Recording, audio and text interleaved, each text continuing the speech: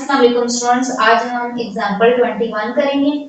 Example 21 है 4 cards are drawn at random from a ordinary deck of 52 cards. हमारे पास 52 cards हैं जिसमें से 4 कार्ड्स हमने ड्रॉ करने हैं और रैंडमली ड्रॉ करने चूज करने हैं। Determine the probability distribution of number of aces, और नंबर ऑफ एसेस के लिए हमने डिस्ट्रीब्यूशन बनानी है। And also find expected value of x, और x की एक्सपेक्टेड वैल्यू भी कैलकुलेट करनी है। तो इसके लिए पहले तो हम रैंडम वेरिएबल डिनोट कर देते हैं। रैंडम वेरिएबल हम डिनोट करेंगे नंबर ऑफ एसेस को, number of aces, denote number of aces. इसके लिए पहले तो डिस्ट्रीब्यूशन पता होनी चाहिए। तो डिस्ट्रीब्यूशन हम देख लेते हैं। कार्ड की डिस्ट्रीब्यूशन हमारे पास किसके इक्वल होती है? टोटल हमारे पास जो प्लेइंग कार्ड्स होते हैं वो 52 होते हैं, और उसमें से कुछ रेड कलर के कार्ड्स होते हैं एंड हाफ रेड कलर के होते हैं कार्ड्स। ये प्लेइंग कार्ड्स हैं, ठीक है। ये playing cards, total playing cards 52 होते हैं, जिसमें से हाफ रेड कलर के और हाफ ब्लैक कलर के होते हैं। रेड कलर के कार्ड्स हमारे पास होते हैं, 52 को हाफ करें तो 26 कार्ड रेड कलर के होते हैं एंड 26 ही ब्लैक कलर के होते हैं। अब इसमें से जो रेड कार्ड होते हैं वो हमारे पास, उनकी भी 2 टाइप्स हैं। मींस हार्ट का कार्ड रेड कलर का होता है एंड डायमंड कार्ड भी रेड कलर के होते हैं। ये कैटेगरी है रेड कार्ड्स की। रेड कार्ड में हार्ट के कार्ड एंड डायमंड के कार्ड होते हैं। हार्ट के कार्ड 26 को हाफ करें तो हाफ कार्ड हमारे पास हार्ट के होते हैं एंड हाफ कार्ड हमारे पास डायमंड के होते हैं। 13 कार्ड्स हार्ट के, 13 डायमंड के होते हैं। ब्लैक कलर की कैटेगरी में भी हमारे पास 2 तरह के कार्ड आ जाते हैं। स्टेट्स होते हैं के कार्ड होते हैं, और क्लब के कार्ड्स होते हैं। क्लब के कार्ड भी हाफ कार्ड क्लब के होते हैं और हाफ स्पेड्स के होते हैं। स्पेड्स के भी 13 है और क्लब के भी 13 कार्ड्स होते हैं। अब इन 13 कार्ड्स में इनमें एक एस का कार्ड होता है, 1 कार्ड क्वीन का होता है, 1 कार्ड जैक का होता है, 1 कार्ड किंग का होता है। एंड उसके बाद जो काउंटिंग हमारे पास स्टार्ट होती है 2 से स्टार्ट होती है। 2 का कार्ड होता है, 3 का होता है, 4, 5, 6, 7, 8, 9 एंड 10।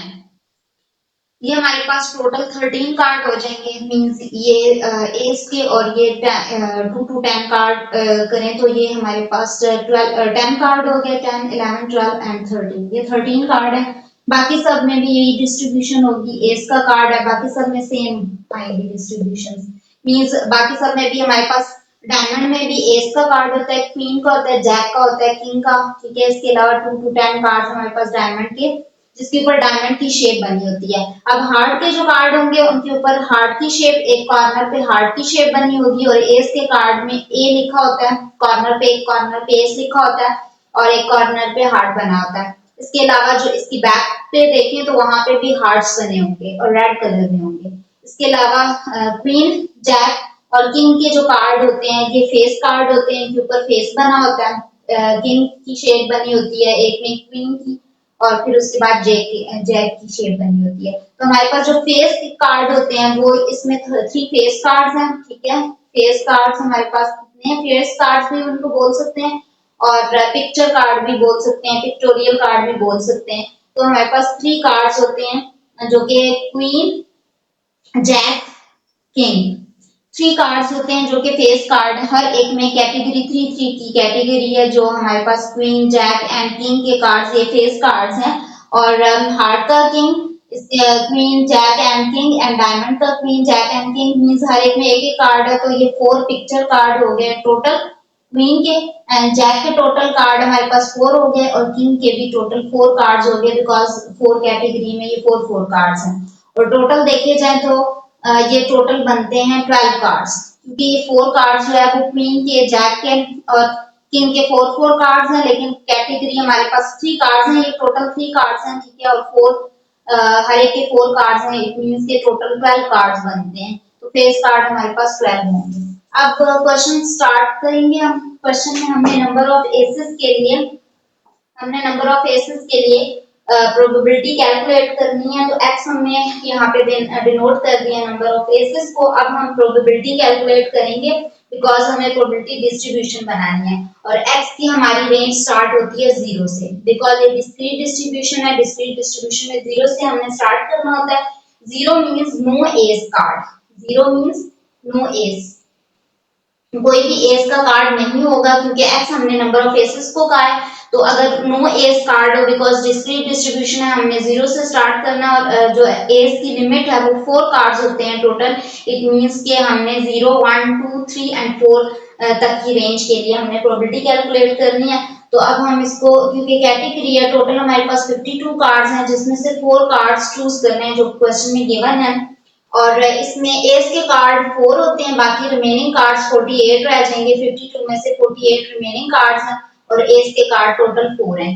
हार्ट का एज, डायमंड का एज, स्पैट्स का एज एंड क्लब का एज, तो ये टोटल 4 कार्ड्स हैं। हर एक में एक एक कार्ड मिलता है। अब ये 4 कार्ड्स हैं, हमने कोई भी अगर एज का कार्ड चूज नहीं किया, इट मींस एज की जगह पे 0 आ जाएगा। टोटल 4 कार्ड्स हैं, इट मींस जो बाकी रिमेनिंग कार्ड्स हैं उनमें से ही हमने सिलेक्शन किया 4 कार्ड्स की। तो इसको हम कैलकुलेट करेंगे, तो जो हमारे पास प्रोबेबिलिटी बनेगी वो बनेगी 0.718737। नेक्स्ट प्रोबेबिलिटी हमने कैलकुलेट करनी है x इक्वल टू 1 के लिए। 1 means 1 ace card, 1 means 1 ace card, एक ही एज का कार्ड होगा 1 एज कार्ड। और इसमें भी हमने इसी तरह करना है। 52 टोटल कार्ड्स हैं, 4 चूज करने हैं, टोटल 4 चूज करने हैं। 4 एज के कार्ड्स हो गए, टोटल 52 कार्ड्स हैं और रिमेनिंग 48 है। 1 एज का कार्ड अगर चूज होता है, इट मींस बाकी रिमेनिंग जो 3 कार्ड्स हैं वो जो रिमेनिंग कार्ड्स हैं उनमें से चूज होंगे। तो इनकी प्रोबेबिलिटी जो बनेगी वो 0.25551, ये हमारे पास प्रोबेबिलिटी बनती है। नेक्स्ट x इक्वल टू 2 के लिए करते हैं। 2 मींस 2 एज के कार्ड्स, तो इसके लिए भी हम अब कर लेते हैं आगे कैलकुलेशन। मींस टोटल 52 कार्ड्स हैं, इनमें से 4 कार्ड्स चूज करने हैं। एज के 4 कार्ड्स होते हैं और रिमेनिंग 48 कार्ड्स रह जाएंगे। अगर 2 एज कार्ड्स चूज होते हैं, इट मींस बाकी रिमेनिंग 2 कार्ड्स रह जाएंगे, वो रिमेनिंग कार्ड्स में से चूज होंगे और इनकी प्रोबेबिलिटी या 2 एज कार्ड के चांसेस कितने बनते हैं? 0.024999। x इक्वल टू 3 के लिए हम प्रोबेबिलिटी कैलकुलेट कर लेते हैं। टोटल 52 कार्ड्स हैं, उसमें से 4 चूज करने हैं। 4 एज के कार्ड्स हैं, 48 रिमेनिंग कार्ड्स हैं। अगर 3 कार्ड्स एज के चूज होते हैं, मींस जो 1 कार्ड रह गया है वो रिमेनिंग कार्ड में से चूज होगा और इनकी जो अकर करने के चांसेस हैं, 3 एज के कार्ड के अकर करने के चांसेस वो बनते हैं 0.000709। नेक्स्ट लास्ट हमारे पास प्रोबेबिलिटी रह गई है जो कि हमने 4 के लिए कैलकुलेट करनी है। x की वैल्यू हम 4 लेंगे। यहाँ पे x की वैल्यू जब हम 4 लेंगे तो इट मींस के यहाँ पे 4 कार्ड्स एज के हम चूज करेंगे। तो अगर 4 कार्ड एज के चूज करें, टोटल 52 हैं, 52 में से 4 कार्ड्स सेलेक्ट करने, 4 एज के कार्ड हैं, 48 रिमेनिंग कार्ड्स हैं और 4 ही कार्ड अगर हम एज के चूज करते हैं तो हमें चूज ही 4 करने थे। इट मींस कोई भी कार्ड रिमेनिंग कार्ड्स में से कोई भी कार्ड चूज नहीं होगा। तो यहाँ पे इसकी जो प्रोबेबिलिटी बनेगी वो 0.000004 बनती है। ये हमारे पास प्रोबेबिलिटी आ चुकी है। अब हमें प्रोबेबिलिटी डिस्ट्रीब्यूशन बनानी है। तो प्रोबेबिलिटी डिस्ट्रीब्यूशन में हमारे पास 2 हम कॉलम्स कंस्ट्रक्ट करेंगे, x and probability distribution of x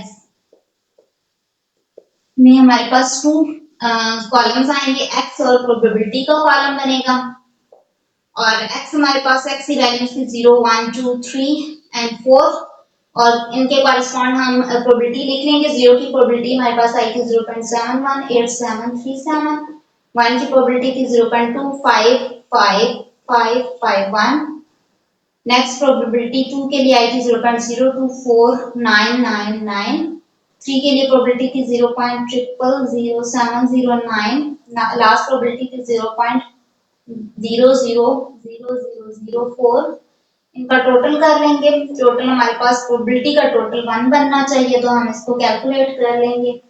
तो इसको जब हम कैलकुलेट करेंगे तो ये हमारे पास 1 आएगा। अब हमें लास्ट जो हमारा स्टेप था, हमने एक्सपेक्टेशन कैलकुलेट करनी है। तो एक्सपेक्टेशन x की एक्सपेक्टेशन इक्वल होती है sum of x p of x के। तो हम x और p ऑफ x के कॉलम का प्रोडक्ट ले लेंगे। इनका प्रोडक्ट लेंगे तो हमारे पास वैल्यू बनेंगी। जो फर्स्ट वैल्यू 0 से मल्टीप्लाई करेंगे तो 0 बनेगी। सेकंड वैल्यू हमारे पास बनेगी 0.255551। नेक्स्ट वैल्यू बनेगी 0.04 0.049998। नेक्स्ट वैल्यू मल्टीप्लाई करेंगे तो हमारे पास बनेगी 0.002127। लास्ट वैल्यू बनेगी 0.0000016। लास्ट में हम इनको ऐड कर लेंगे। इस कॉलम का टोटल लेंगे तो यहाँ पे वैल्यू बनेगी 0.307692। ये हमारे पास एक्सपेक्टेशन आ चुकी है 0.307692। इसको अगर देखा जाए तो तकरीबन अगर चले पॉइंट के बाद 2 डिजिट तक भी हम आंसर लिखते हैं तो 0.31 अप्रोक्सीमेटली जो इसकी प्रोबेबिलिटी एक्सपेक्टेशन बनती है वो 0.31 बनती है। और अगर मल्टीप्लाई करें तो वो इजीली आइडिया हो जाएगा 31% जो है वो एक्सपेक्टेशन है, एक्सपेक्टेड है कि आपके पास वैल्यू आएगी। ये हमारा ए पार्ट 21 एग्जाम्पल का ए पार्ट कंप्लीट हो चुका है। अब हम नेक्स्ट पार्ट की तरफ बढ़ते हैं।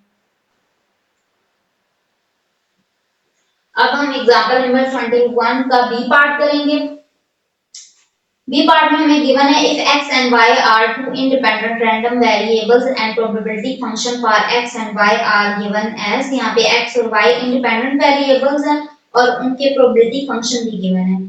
x का फंक्शन भी गिवन है एंड y का भी फंक्शन गिवन है। पहले हम दोनों के फंक्शंस लिख लेते हैं। x का फंक्शन हमें गिवन है 1/6 और इसकी जो वैल्यूज हैं for values of x equal to 1 2 3 4 5 and 6 और y के लिए जो हमें फंक्शन गिवन है वो गिवन है 1/8 into 3cy।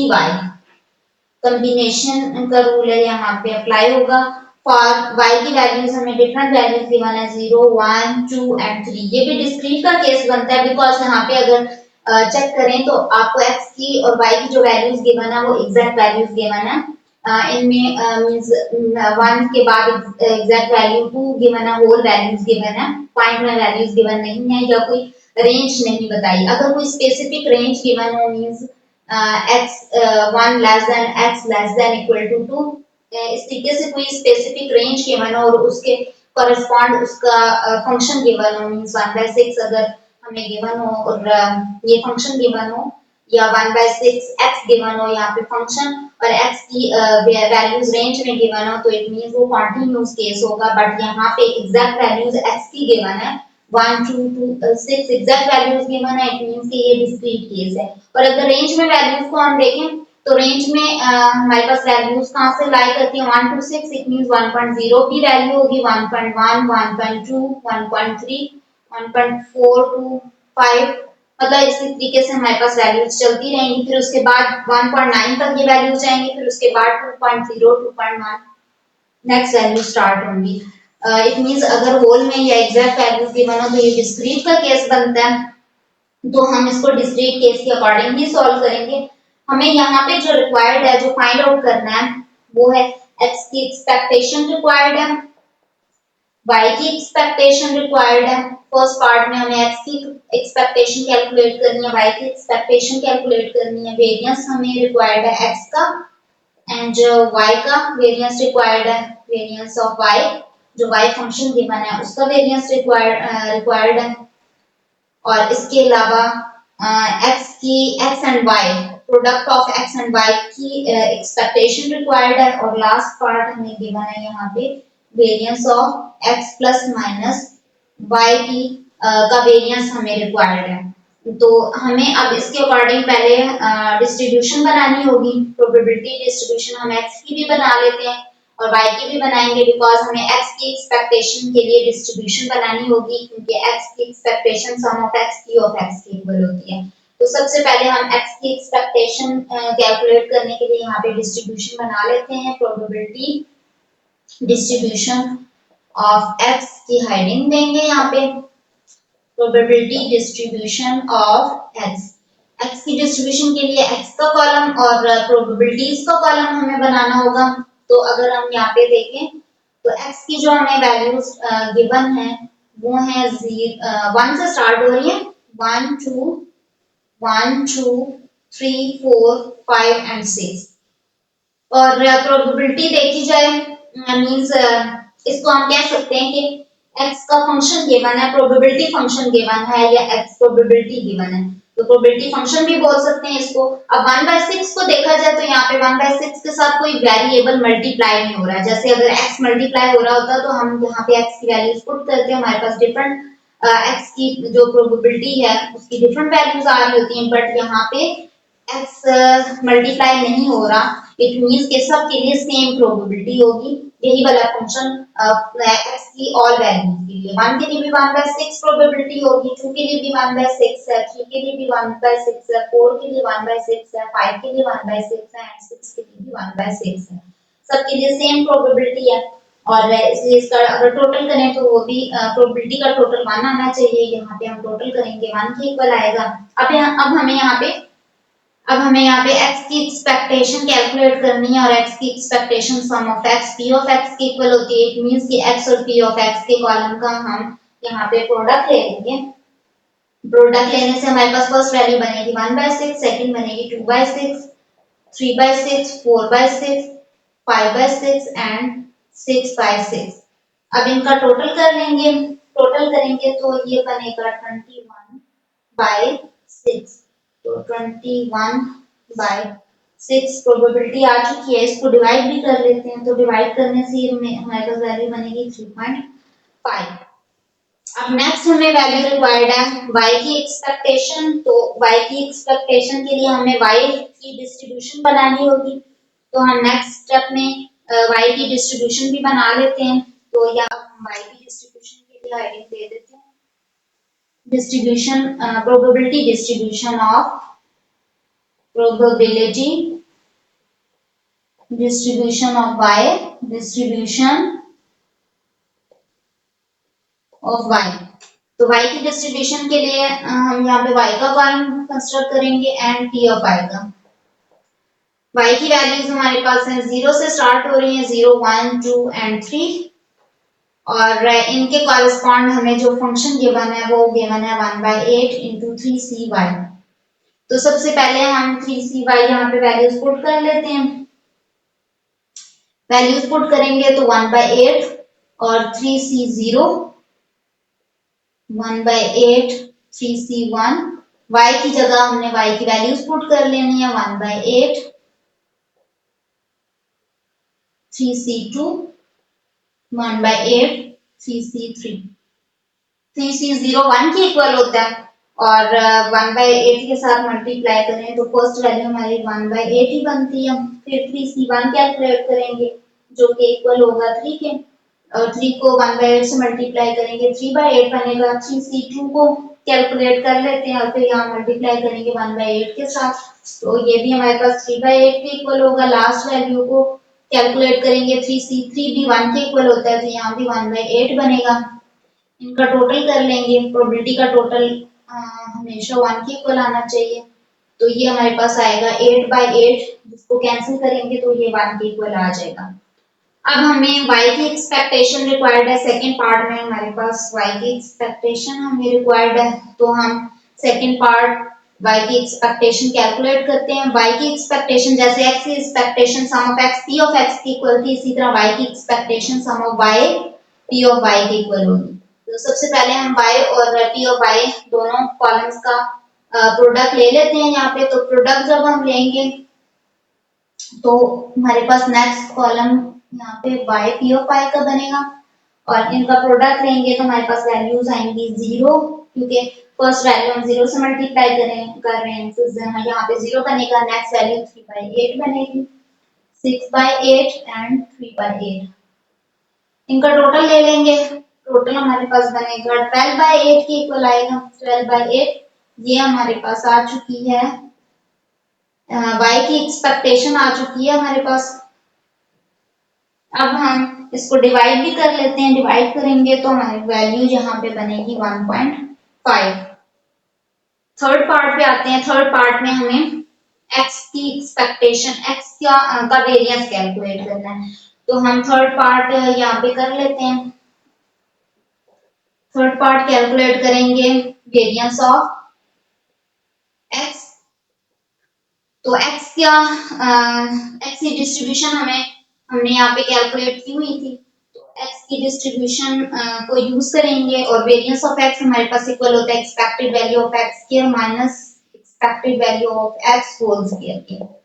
x की एक्सपेक्टेशन हम पहले ही ऑलरेडी कैलकुलेट कर चुके हैं। अब x स्क्वायर की एक्सपेक्टेशन हमें रिक्वायर्ड है। x स्क्वायर की expectation sum of x square p of x के इक्वल होती है, तो हम x स्क्वायर और p ऑफ x के कॉलम का प्रोडक्ट ले लेंगे। यहाँ पे x स्क्वायर और p ऑफ x का प्रोडक्ट लेंगे तो हमारे पास यहाँ पे बनेगा, x को साथ में स्क्वायर भी ले लें और स्क्वायर लेके और उसके बाद p ऑफ x के साथ मल्टीप्लाई करना है। तो यहाँ पे मैं डायरेक्ट लिख रही हूँ 1/6 वैल्यू बनती है 4/6, 9/6, थर्ड वैल्यू 9/6 है,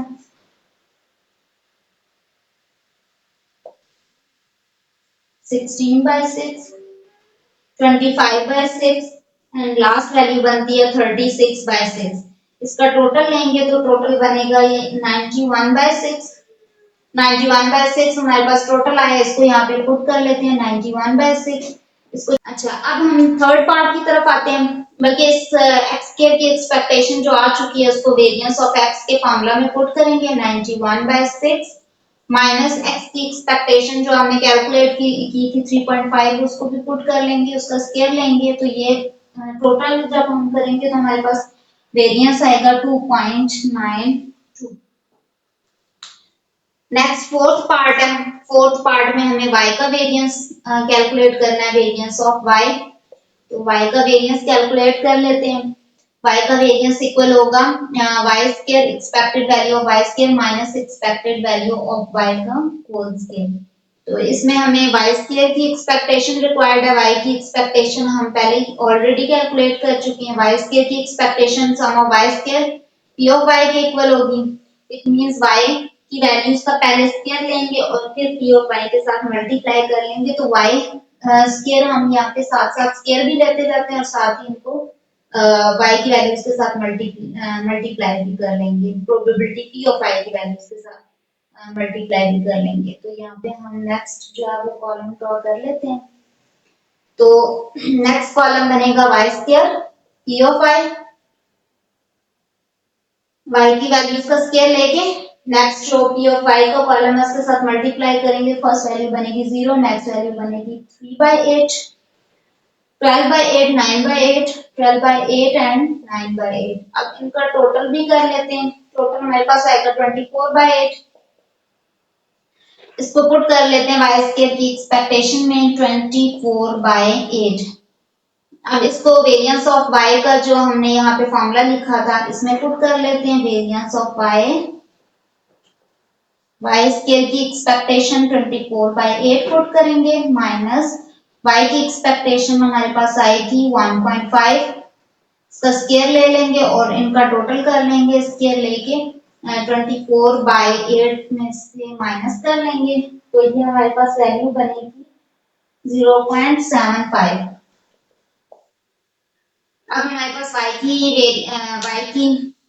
एक्सपेक्टेशन भी आ चुकी है और y का वेरिएंस भी आ चुका है। x की एक्सपेक्टेशन, x की एक्सपेक्टेशन की वैल्यू और x का वेरिएंस भी हम कैलकुलेट कर चुके हैं। लास्ट 2 पार्ट्स हमारे पास रह गए हैं, इसको हम यहाँ पे स्टार्ट करते हैं।